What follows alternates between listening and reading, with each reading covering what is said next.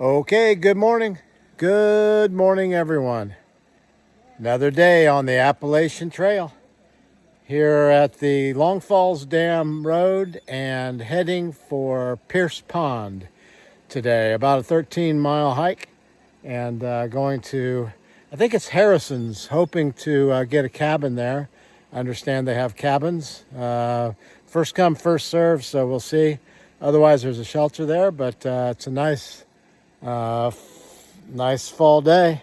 Blue sky, a few clouds in the sky, and heading north up the Appalachian Trail.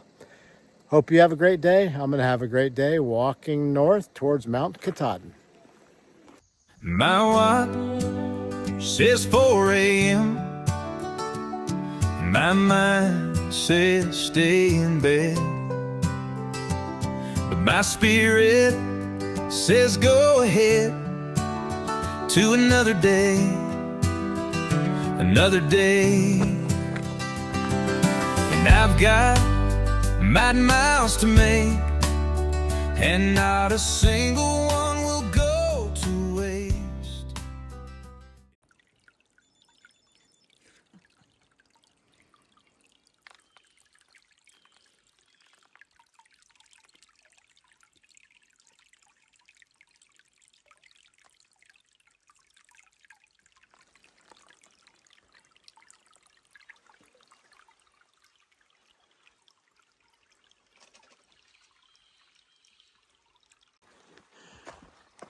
So today is about a 13-mile day.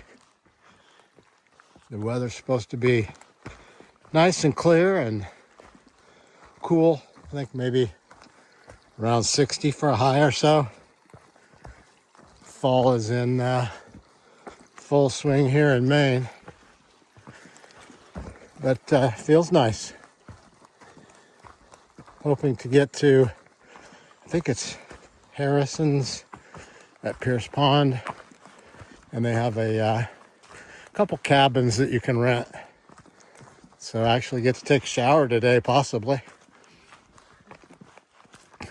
Sleep in a bed. But if not, there's a shelter there and camp area. But the owner of Harrison's, his name is Tim, and he makes a very nice breakfast is what I hear. So kind of looking forward to that. Nice little high step right there. Anyway, making it up the trail. We'll see what Maine has in store for us today. But I appreciate you following along and experiencing the Appalachian Trail from Georgia to Maine with me.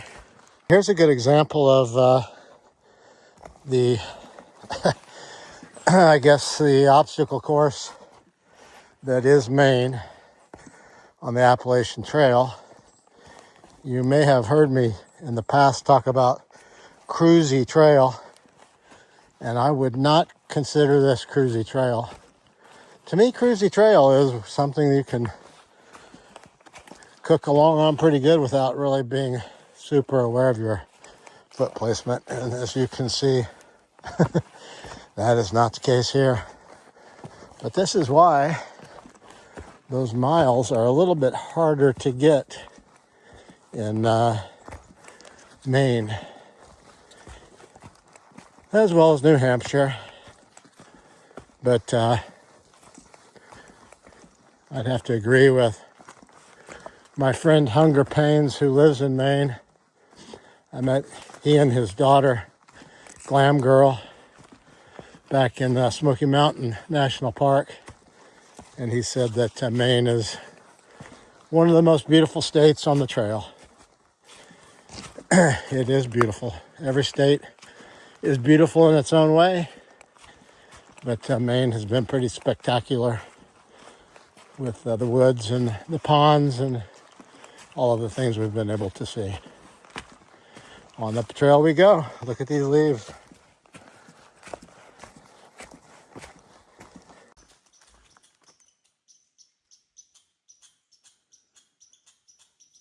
I love it when the squirrels root me on.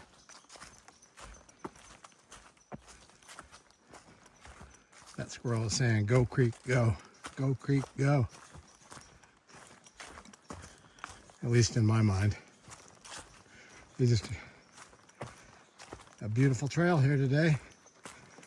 It's early in the hike still, but the trail's been pretty nice. It moderated here a little bit and has smoothed out a little bit, which is nice. Some ups and downs. That's what the trail does. It was actually a bit warmer last night than it has been. Probably in the mid to upper 50s. So I started off this morning getting a little overheated coming up the uphill. Still wearing the long sleeve sun hoodie, merino wool.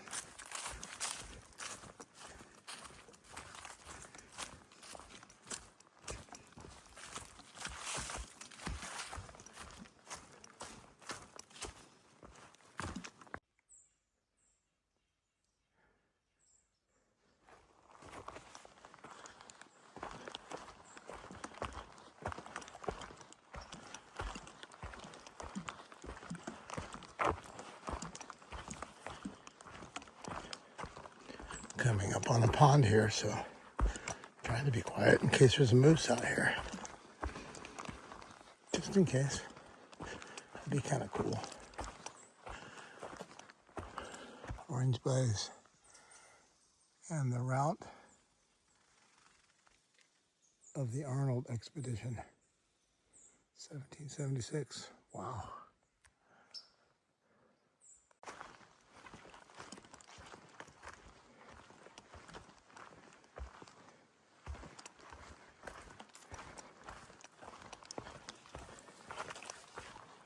Check out this pond, guys. This is the West Carey Pond. I don't think I'd call this a pond. Looks rather lakeish, don't you think? What's the difference between a pond and a lake? I don't know.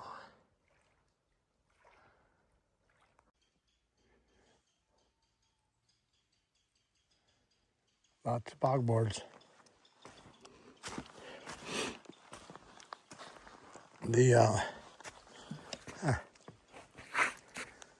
CT and NT.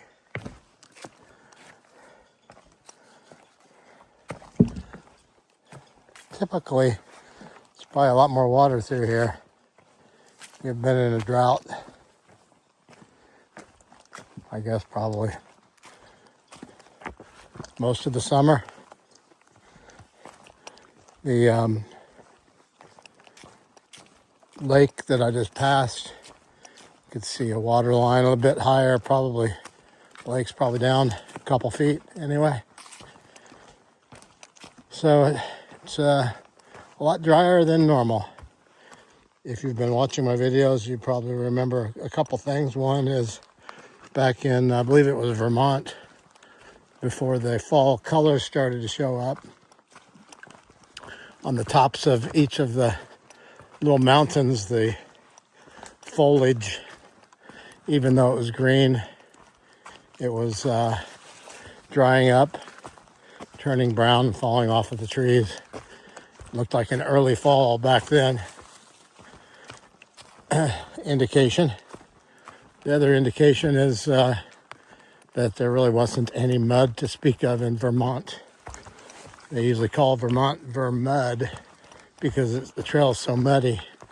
And it was a very fine dust, not mud. I have been so fortunate with the weather on my hike to have had dry conditions.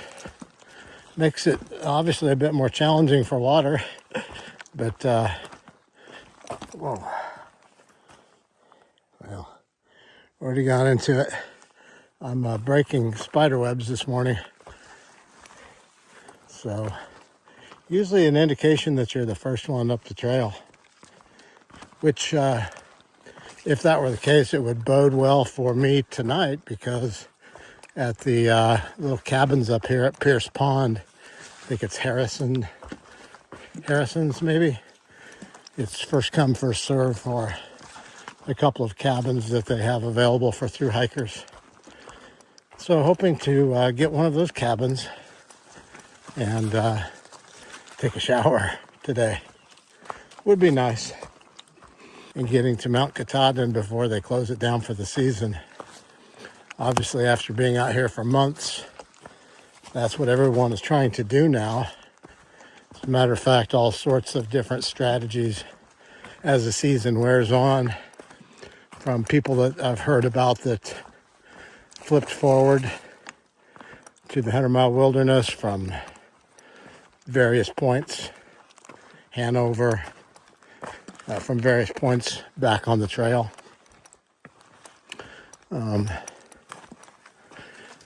So what what you do and how you do it and how you work it is totally up to you. There are purists that only want to hike with full packs, no slack packs, all one direction of travel. For me, I figure at 65 years old, if I can walk from Georgia to Maine, whatever order those white blazes come in, and whether my pack is 10 pounds or 35 pounds, I'm going to be good with it, satisfied with it, and feel really good. So just keep on keeping on, making the way up the trail. I love these little X's that they put in the bog boards for traction. Looks so cool to me for whatever reason.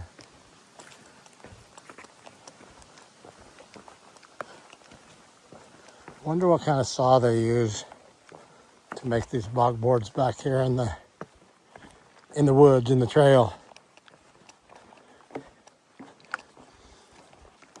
Because I'm sure they take trees down and then cut one side off to flatten them out.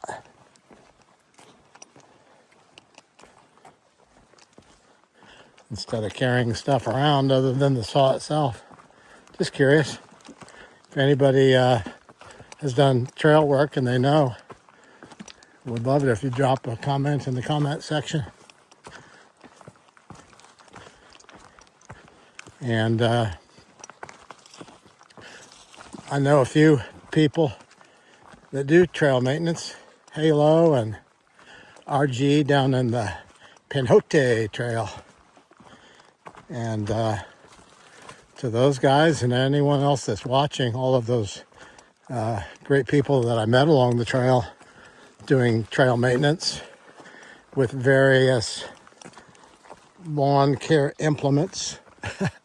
I've seen axes and weed eaters and hedge clippers and pruning shears. What else have I seen? Just thinking about all of you that I met along the trail that were keeping it neat and tidy for those of us that walk up it every year. And I'm so thankful for each of you. Look at this. Water's so clear I can see the bottom down there. And then across the way. You probably may not be able to see the fall color. But I can see fall color on the trees. Listen to that water lapping.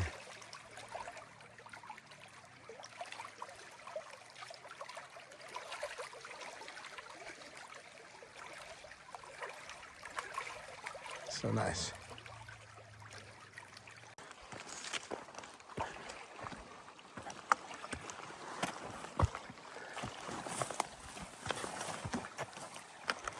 Oy.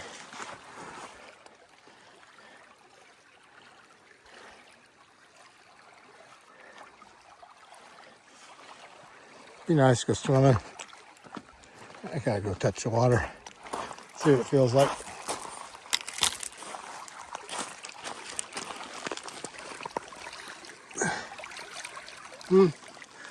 Be chilly, but be refreshing, especially if it was a little bit warmer today. It could be refreshing right now, to be honest with you. Wanted to share this with you, and since it won't be up on the screen long enough for you to be able to read it all, I thought this was pretty cool. The Great Carrying Place, 1775 Arnold Expedition Portage Route. In 1775, a small American army of about 1,000 soldiers under the command of Colonel Benedict Arnold passed over the 13-mile Great Carrying Place between the Kennebec and the Dead Rivers. Colonel Arnold and several companies encamped here on October 14th. On the following day, they crossed West Carey Pond in their bateau, and continued over the steep ridge to the west on the Dead River. They then proceeded through the wilderness to attack their goal, Quebec. The Appalachian Trail between Middle and West Carey Ponds precisely follows the old Portage Trail. It's very cool. Thanks to the Trail Club for putting this information up here. I appreciate it. It's really pretty cool that walking in the same footsteps as friends of mine. Let's see, those friends on the Appalachian Trail would include Halo, Q, RG, Brian, who is Stick the Eagle, Mike from SW, Captain Jack,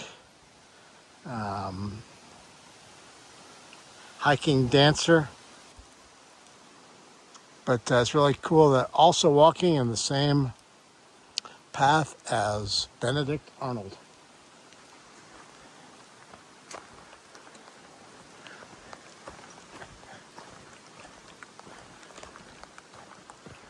Some more new boards, bog boards, ready for installation.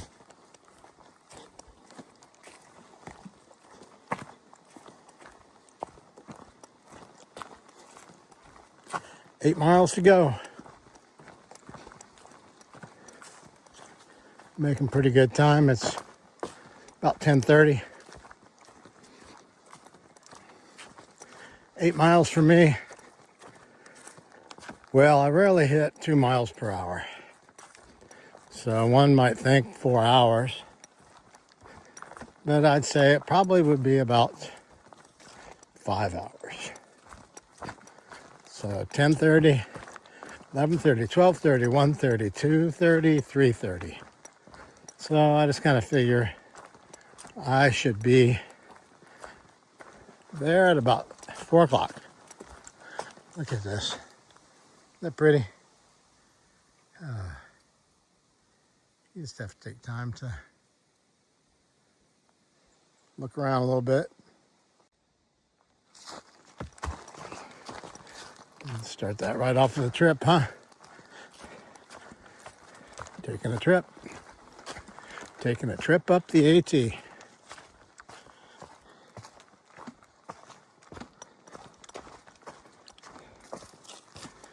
I just always feel pretty clumsy. It seems like it's just your brain kind of gets tired of coordinating all the steps, I think. But I am quite pleased and happy and blessed that my body has held together as it has. And I'm going to give Jesus all the credit there. There's so many opportunities every day for a trip, a fall, a twisted ankle, even worse injuries. I've come close half a dozen times on the trail to serious injury and somehow avoided it. And I've fallen many, many times relatively unscathed.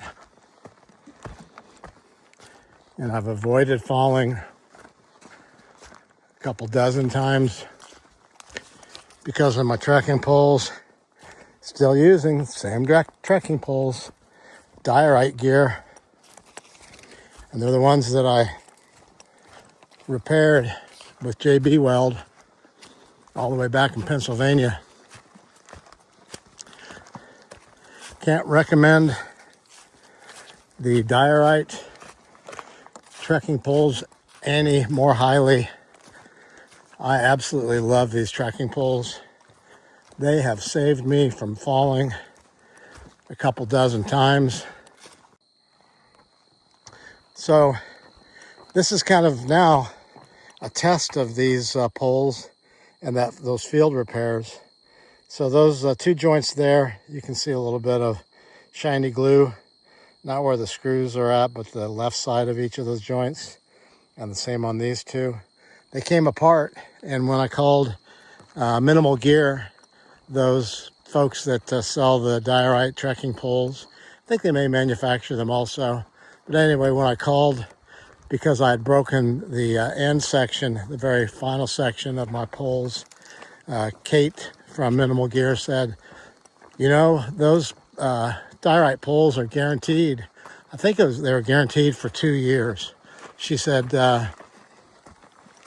we will just send us pictures. We will send you replacement poles. So she sent replacement poles out. I had them sent to my home because I figured that when family came to see me, that I would get them at that point. And she sent a return label to return the poles to them, postage paid. So I think that is fantastic customer service. And she said there's no rush to return them because Kate knew that I was on a through hike of the AT. At this point, it's kind of become a test of the field repair in my mind. All the way back at around 1150, mile 1150, I made this repair. It was right before Stairway to Heaven, wherever that was.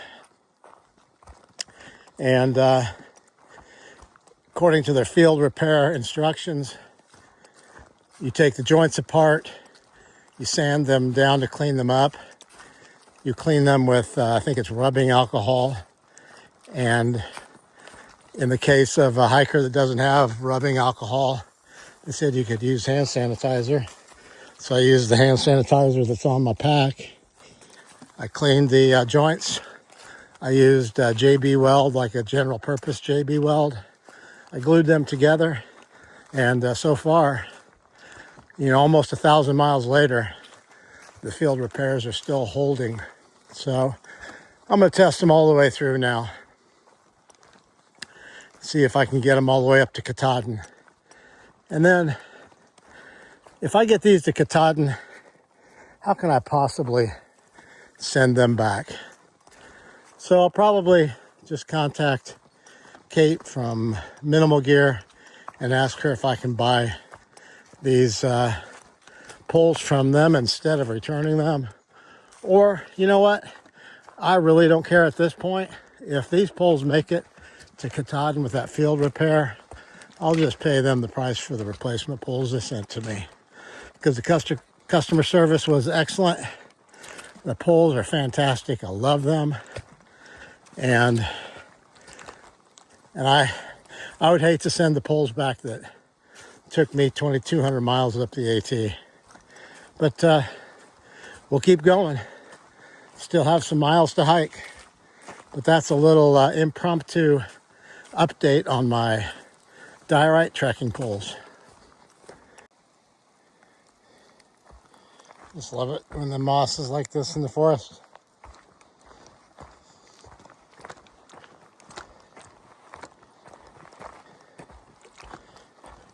Green carpeted hemlock forest.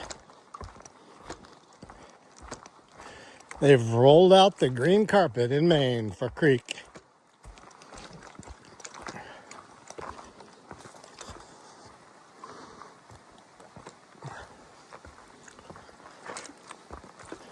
You can see the trail's pretty nice through here, huh? It's especially nice when you have either pine duff, or in this case, I believe they're hemlocks, because those needles are so soft. Just gives you a cushiony feel under the feet. Get that red up there. Fall colors. And the leaves fall down. Ferns at the end of their season, turning brown. Bella May is another Appalachian trail hiker next year. I loved, oh, easy buddy. I love seeing them. Squirrel up here somewhere that's not happy with me. But I love seeing the ferns all the way up the trail this year. There are places where there are just acres and acres and acres of ferns. I've never seen anything like that before. And I loved it. One of the fond memories of the trail for me. All of the different flowers in the springtime. The mountain laurel that I saw for a couple months. All the way up, I don't know, I think maybe up into Maryland. So it has been certainly a beautiful hike. And I'm glad that I have these videos to look back on and just reminisce when I get back home. Folks, I'm looking forward to getting back home. I miss my family so much. My wife, my sons, my church family, all my friends. Oh yeah. It's been a long, long summer without them. But I feel so good about what I've accomplished. What I've accomplished from a hiking perspective. Honestly, more importantly, what I've accomplished with my goal of spreading the word from Georgia to Maine regarding Tunnel to Towers Foundation.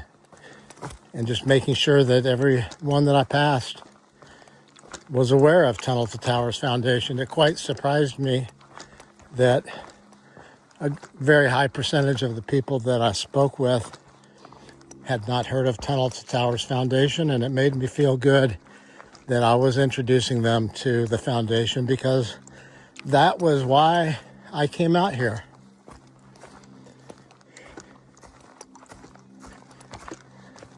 I feel absolutely blessed that so many people watching my YouTube videos, listening to my story as I made my way up the trail, just friends of mine that knew I was hiking. But so many people donated to Tunnel to Towers Foundation through the link that's in the description of each of my videos, or the QR code that's at the end of the video. My goal when I left Georgia was to raise $20,000 for Tunnel to Towers Foundation. And as of right now, when I last looked, I think I'm at around $25,000. And I cannot thank each of you enough from the bottom of my heart. I'm so thankful for those donations. And I feel so fortunate to have been able to do that for the foundation, but more importantly for those that those dollars support. And those dollars support the families of fallen first responders.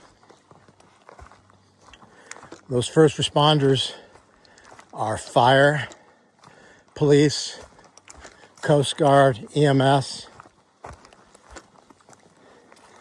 families that when they receive some of these dollars, are experiencing the most horrible time that they could imagine when they've lost a loved one.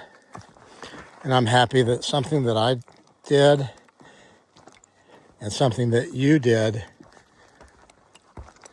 provided some sort of relief for them. But what's really cool also is that Tunnel to Towers Foundation, one of their other goals is to end veteran homelessness. And they do such a great job of managing their funds and their costs, keeping their costs low, that 95% of the money that they raise goes to the cause, to those families. So I'm so happy about that. I also am very happy that I just have come to a more solid realization that Jesus is responsible for everything good that happens to me. Sometimes I think it's because of something that I've done in my life, but it really is the grace of Jesus. And it's been so illuminated throughout this hike, just things that I've needed that have all of a sudden been there. Grayson and I walking into a parking lot saying we're going to have to figure out how to get to town. And within 15 seconds of walking into that trailhead parking lot, a pickup truck pulled up with a hiker in the back, base camp that we knew. The driver asked us if we were going to town. Said jump in the back, took us to town. We had lunch. Another couple asked us if we needed a ride to our hotel. The next morning, walked out to the road. An Army veteran stopped and said, "Do you need a ride back to the trailhead?"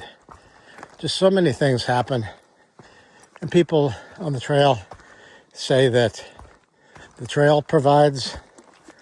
Well, I believe Jesus provides. And I'm hopeful that I never forget this and that I give Jesus credit, the credit that's due in the future.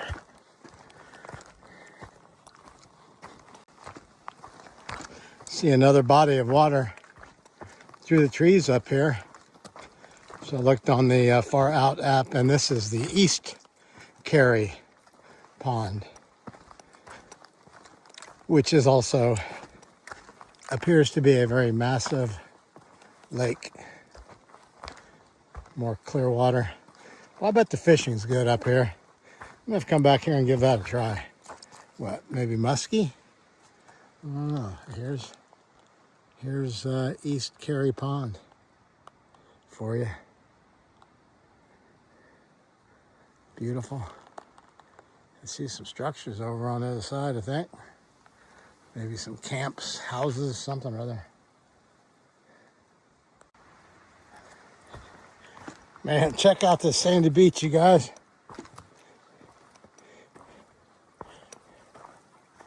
Wow. Isn't that something?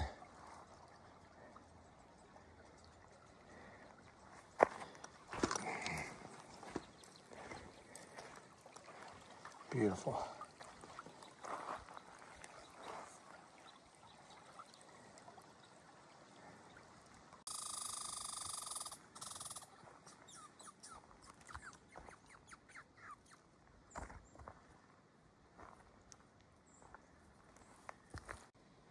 Really like the bark on these trees. Look at that bark.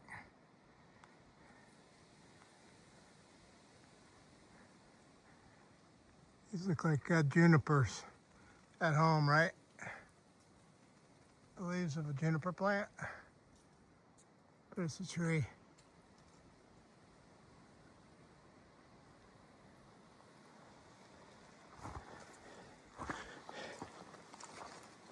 Trail walks right along this East Carry Pond for quite some ways.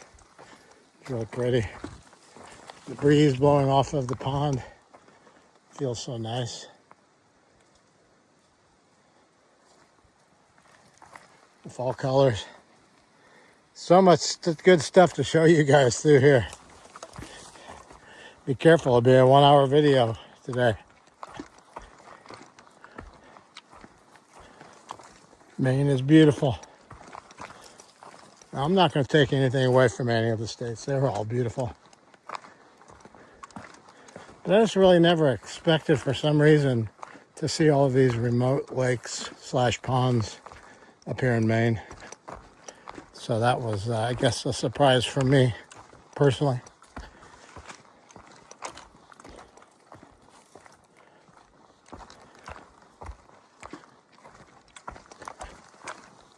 There's what I like to see. The white blaze.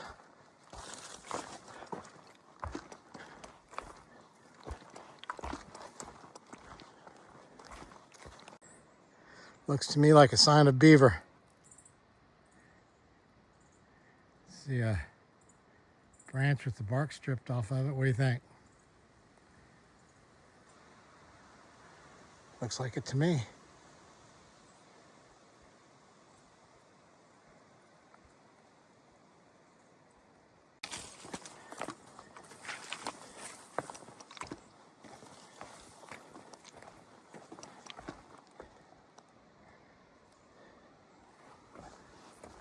Ooh.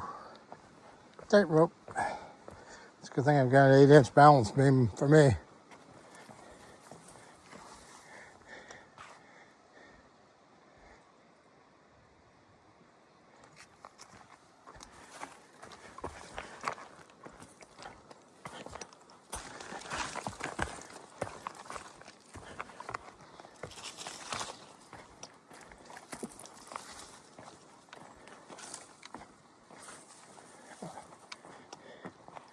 Yikes, here we go again.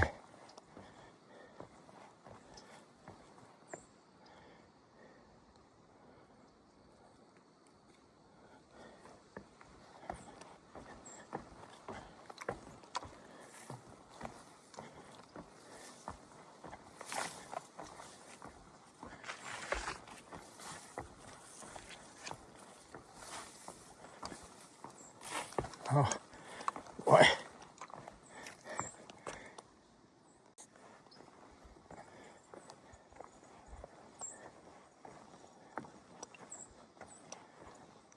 Ooh, they're flexing.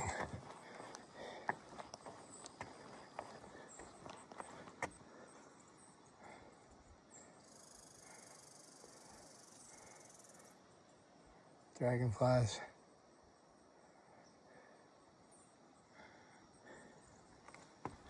Such beauty.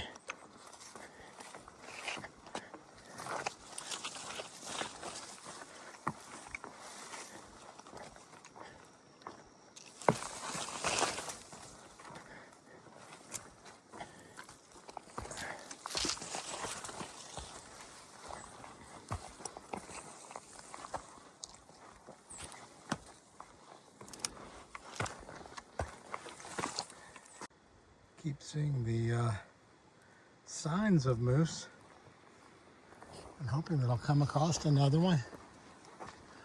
That would be really cool.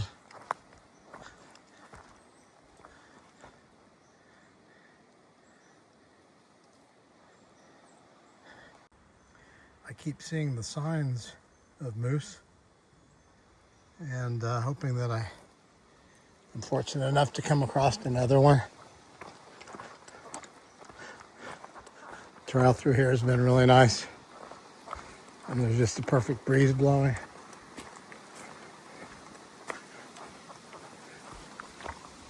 Oh yeah.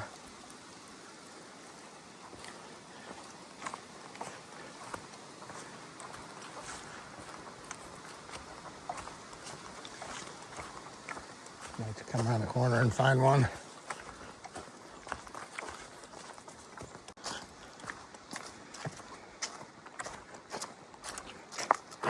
Sure haven't seen too many road crossings.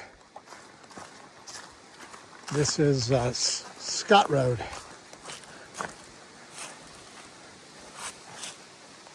So like I said, this is Scott Road.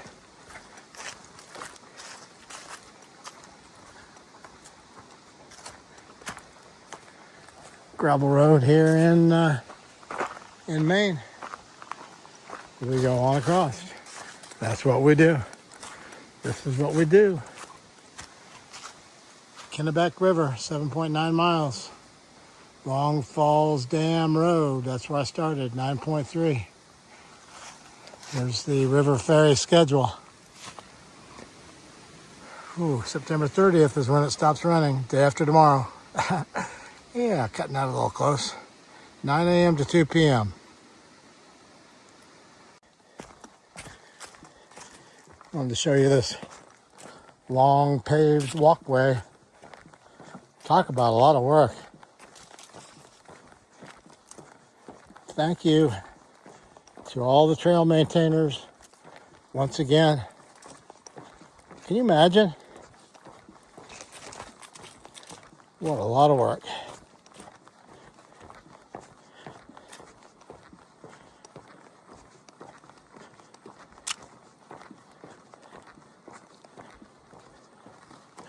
I'm going to show the whole thing to you too, because they took time to make it for me. Well, and some other people too.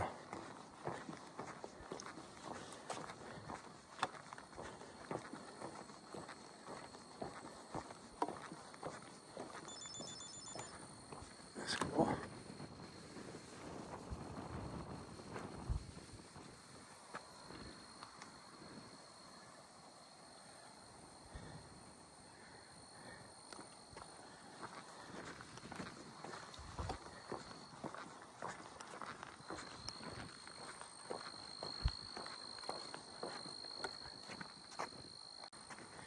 Had to stop, take a couple pictures.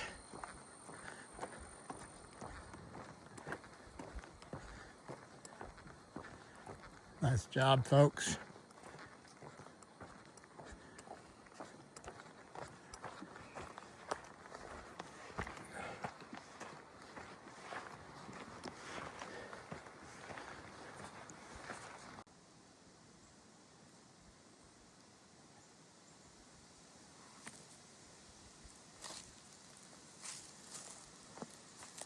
First snake I've seen since, well, I don't know. Reminds me, makes me think of the snakes that I saw back in Pennsylvania and New Jersey, only they rattled. They had rattles on their tails.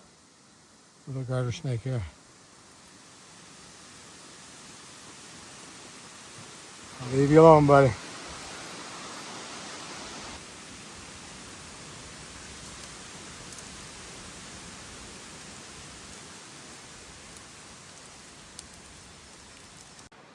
All right, you guys. I think I have arrived at Harrison's, which is a little place at Pierce Pond. Has what I've been told are rustic cabins, a real bed and a shower. So I'm here to see if my speedy legs got me here in time to secure one of those. We will see.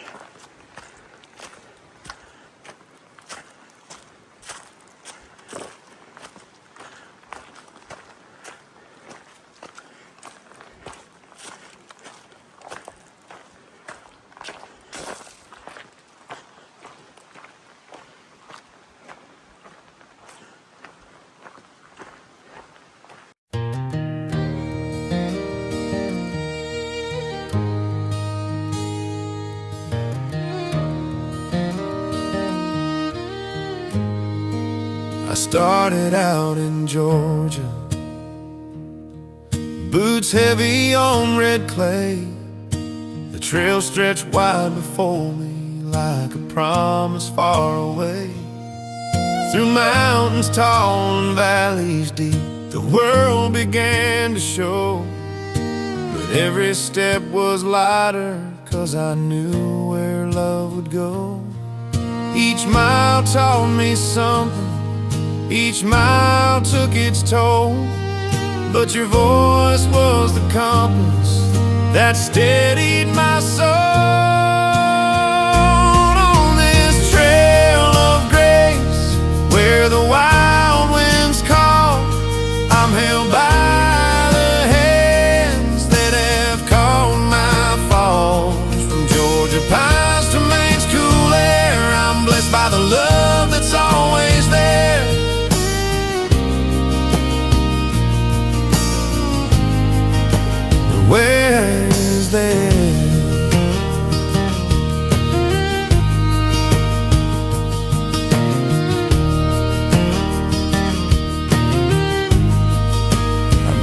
the ghosts of hikers. There's stories in the trees, their laughter in the river, their whispers on the breeze. They carve their dreams in switchbacks, left footprints in the dirt. And I pray my path will guide the ones who come here to assert their strength became my